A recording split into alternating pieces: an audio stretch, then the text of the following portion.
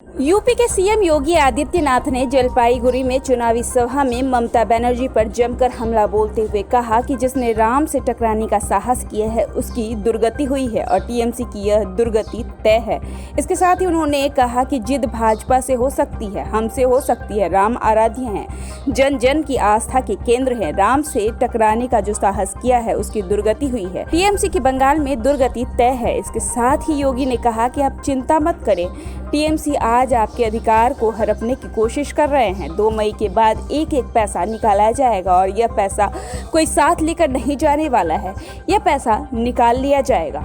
इसके साथ ही योगी ने कहा कि अपराधी कहीं भी छिप जाए, 2 मई के बाद टीएमसी के गुंडों को पाताल से निकालकर जेल में के शिकंजों में डाला जाएगा। आगे योगी ने कहा कि दीदी की सहानुभूति किसानों के प्रति नहीं है, किसानों के शोषण करने वालों के साथ दीदी की सहानुभूति है। गुस्सा पीएम मोदी पर नहीं उतारिए। बंगाल की जनता टीएमसी से पूरी तरह से मुक्ति चाहती है। बंगाल के अंदर भी विकास की प्रक्रिया तेज हो, यह जरूरी है। जिस तरह से कश्मीर में धारा 370 हटाया गया और विकास तेज हुआ है, उसी तरह से बंगाल का भी विकास होगा। आगे योगी आदित्यनाथ ने कहा कि अयोध्या में भव्य राम मंदिर के निर्माण का कार्य आरंभ हो गया है। देश का विकास भी होगा और आस्था और विश्वास का भी सम्मान होगा। विकास की बात करो तो ममता दीदी चिढ़ जाती है, रोजगार की बात करो तो दीदी को परेशानी होने लगती है, दुर्गा पूजा की बात करो तो दीदी की परेशानी और बढ़ने लगती है। बंगाल के चुनाव ने दीदी को चंडी पाठ करने के लिए मजबूर कर दिया है। अगर वह अपने गुस्से को विकास पर नहीं उतारती तो बंगाल में खुशहाली होती। भाजपा बंगाल के लोगों के हितों और संरक्षण के लिए प्रतिबद्ध है। गोरखा समस्या का समाधान के लिए भी भाजपा प्रतिबद्ध है। इसके साथ ही योगी आदित्यनाथ ने बंगाल के जलपाईगुड़ी में चुनावी सभा के दौरान ममता बनर्जी को राम के नाम पर खूब घेरा और कई बार निशाने भी साधे। इसके साथ ही उन्होंने कहा कि दीदी लगातार राम से चिढ़ रही हैं और चंडी पाठ कर रही हैं। इसका मतलब जनता को सीधे तौर पर पता है, जनता सब जानती है और जनता उचित पार्टी को ही वोट देगी।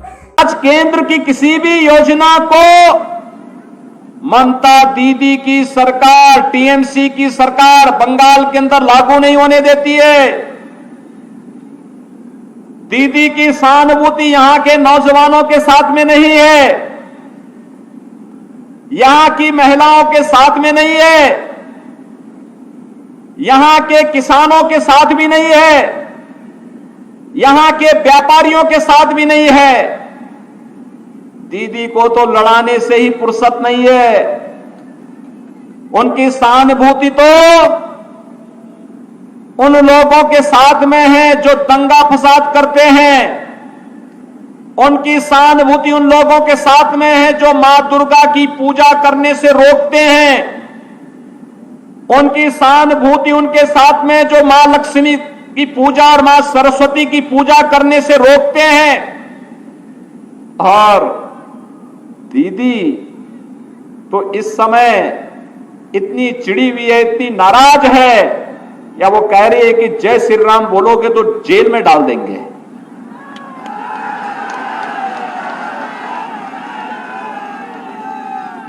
अरे चिढ़ भाजपा से हो सकती है, हमसे हो सकती है, राम से क्यों?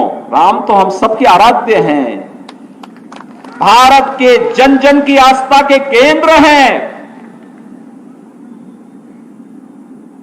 राम से टकराने का जो भी दुस्साहस किया है उसकी दुर्गति हुई है और टीएमसी की बंगाल के अंदर दुर्गति तय है, ये निश्चित है। और यही कहने के लिए आज मैं आपके पास आया हूं, क्योंकि यहां पर बड़ी संख्या में चाय बागान के श्रमिकों के साथ साथ गोरखा समुदाय से जुड़े हुए लोगों की भी एक बड़ी तादाद आज यहां पर एकत्र हुई है। इनका संबंध गोरखपुर से, भगवान गोरक्षनाथ जी की पवित्र भूमि से है।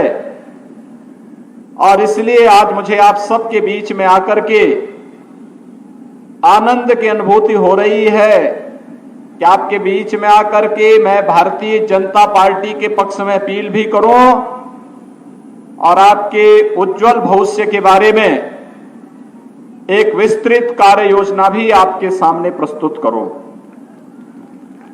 भाइयों बहनों, पश्चिमी बंगाल का ये चुनाव हमारे लिए केवल सत्ता परिवर्तन का माध्यम नहीं है। बंगाल का ये चुनाव हमारे लिए बंगाल के प्रत्येक नागरिक के जीवन में खुशहाली पैदा करने के साथ साथ एक सोनार बांग्ला के सपने को साकार करने का भी एक अवसर है और इसमें बंगाल के हर तबके के लोगों की भूमिका महत्वपूर्ण है और इसीलिए मुझे भी आपके बीच में आना पड़ रहा है।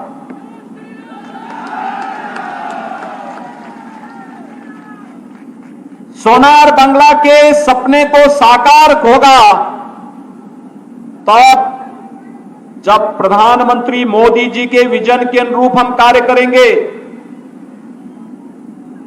प्रधानमंत्री मोदी जी ने जहां भी जिस भी कार्य को आगे बढ़ाया है उसमें सफलता प्राप्त हुई है। देश के अंदर प्रगति के नित नए आयाम छूते हुए भारत में दिखाई दिए हैं।